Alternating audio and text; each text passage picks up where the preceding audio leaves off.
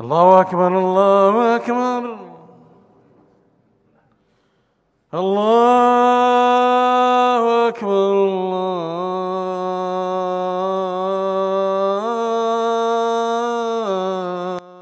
রাফি, ও রাফি বাবা, ফজরে আজান হয়ে গেছে বাবা।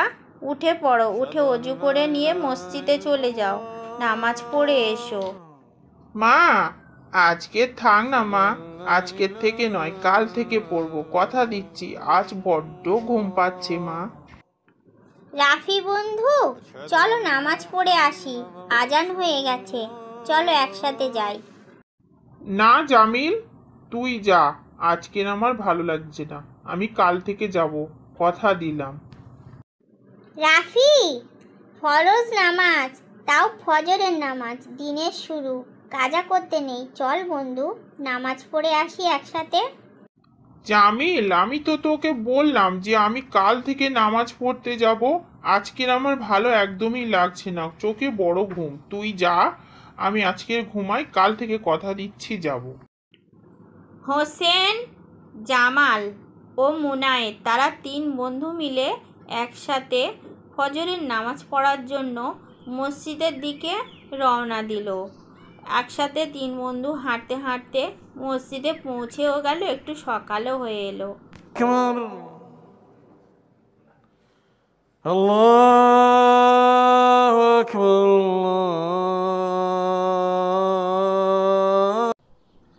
রাফি, চল, ফজরের নামাজ তো পড়লি না, এবারে জোহরের আজান দিয়েছে, চল জোহরের নামাজটা পড়ে আসি 2 বন্ধু মিলে।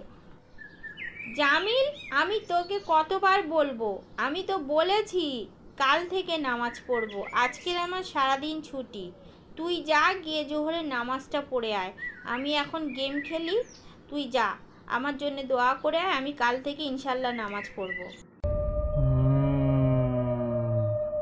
এই বেটা, তুই নামাজ কাজা করে গেম খেলিস, জানিস তো নামাজ একক তো কাজা করলে 2,88,000 বছর জান্নাম। এ কি ভয়ানক স্বপ্ন আমি দেখলাম! জামিল আমাকে অনেকবার বলেছিল নামাজ পড়ার জন্যে, আমি ওকে বারণ করেছি আর গেমের মগ্ন হয়েছিলাম, সেই জন্য কি এত ভয়ানক স্বপ্ন দেখলাম? স্বপ্নের মধ্যে দেখলাম একক তো নামাজ কাজা করলে 2,88,000 বছর জাহান্নামে থাকতে হবে। ও বাবা, আমি পারবো না, আল্লাহ তুমি আমাকে ক্ষমা করে দাও, আমি আজকের থেকে অবশ্যই তোমার মসজিদে গিয়ে নামাজ পড়বো।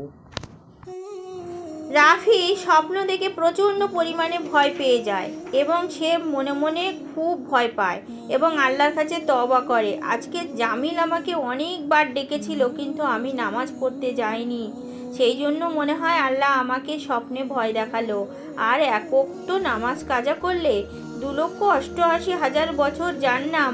হে আল্লাহ, আমি পারবো না, তাই আজ থেকে তোমার কাছে তওবা করছি, আমি আর 1 ওয়াক্ত নামাজ কাজা করব না, প্রতিদিন 5 ওয়াক্ত মসজিদে গিয়ে নামাজ পড়ব। আমার মুসলমানবাসী ভাই বোনেদের কাছে অনুরোধ, যারা এখনও পর্যন্ত নামাজে লিপ্ত হওনি বা নামাজ পড়ছো না, তারা আল্লাহর কাছে তওবা তিল্লা করে নামাজ পড়া শুরু করো। নামাজ হলো আসল আমল, নামাজ হলো আসল সম্পদ। আমরা দুনিয়া থেকে কিচ্ছু নিয়ে যেতে পারবো না, শুধুমাত্র নামাজ আর আমল নিয়ে যাব। তাই নিজেদের সময় থাকতে থাকতে নিজেদের তওবা করে নিজেরা আল্লাহর কাছে ক্ষমা চেয়ে নামাজ পড়ো। বন্ধুরা, নামাজ পড়ো।